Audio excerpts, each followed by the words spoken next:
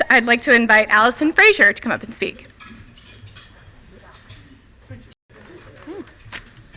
Good afternoon, everyone. My name is Allysen Frazier, and I want to start by thanking all the donors who have graciously allowed me not only the chance to speak at this event, but also continue my educational journey while at Bellevue University. Unfortunately, my journey through this step in my education has been nothing short of difficult. Going back to school was not something I pictured myself doing 2.5 years ago, until my best friend and coworker talked me into going back to school the same time she did. Amanda had grand plans for us to graduate together. Amanda worked full-time, was a single mother of 2, and attended school full-time with the intention of getting her BSN. She was nothing short of an inspiration, always giving everything she had her all. Amanda had a heart of gold and always wore her heart on her sleeve. Thank you.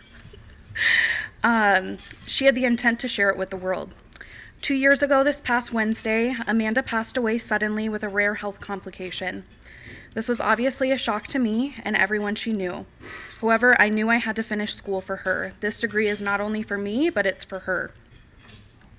Without the American Dream Scholarship, there is no way I would be able to afford college while working full-time. As a single woman working full-time, taking time off, or cutting my hours at work was not an option while committing to my education. Bellevue University offered an online program that felt like the easy choice to make. As I said before, my journey has been a difficult one.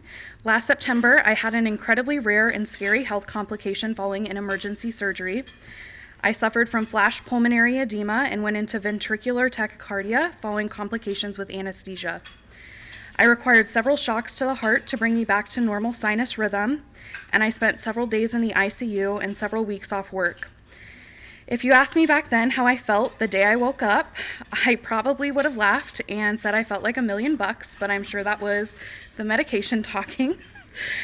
I remember asking when I could go back to work, but obviously that was not a good idea. All laughter aside, this left me with thousands of dollars in medical debt.